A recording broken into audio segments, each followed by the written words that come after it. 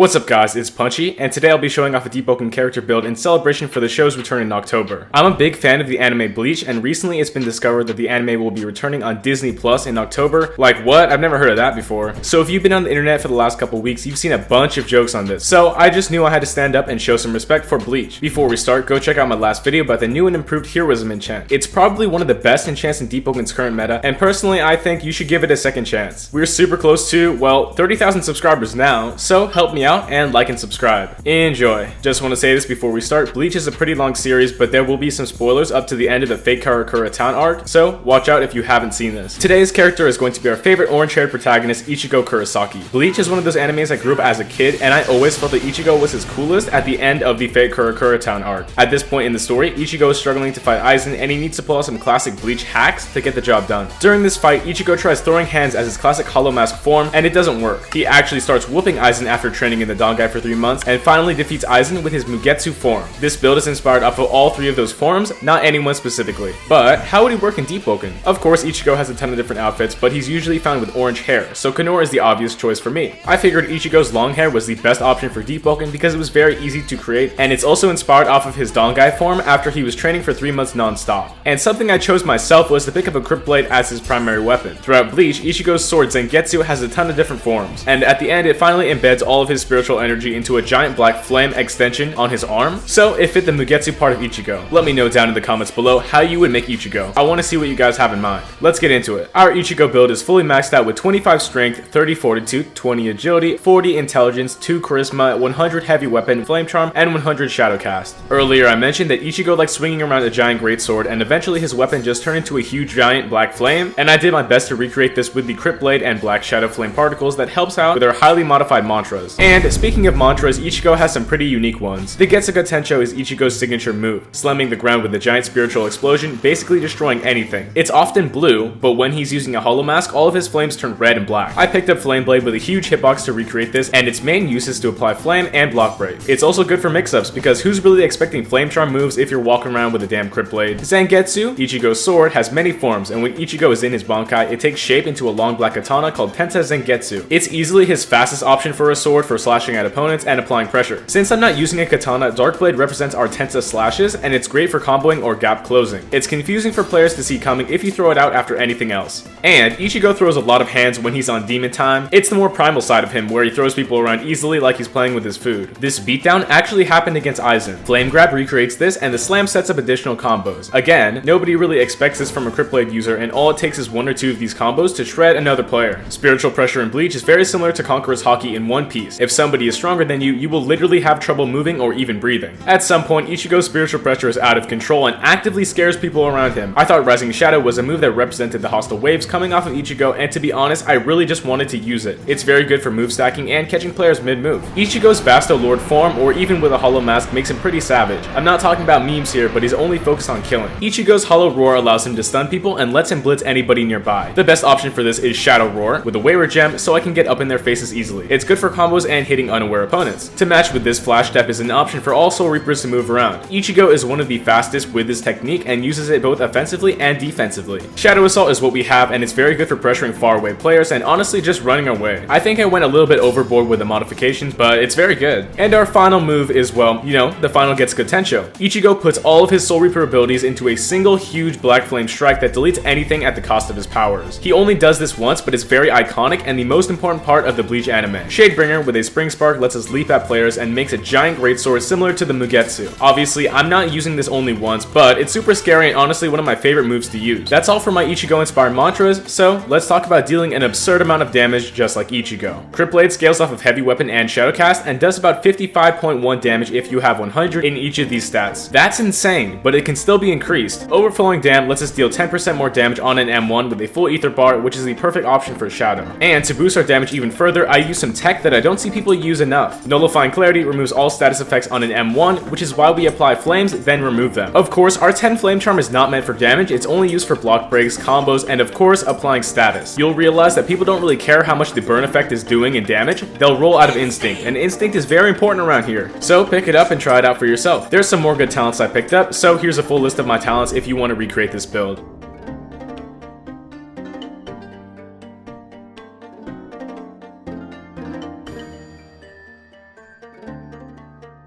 I love Bleach and I had a ton of fun with this build. So go check out some fights from Ichigo Kurosaki.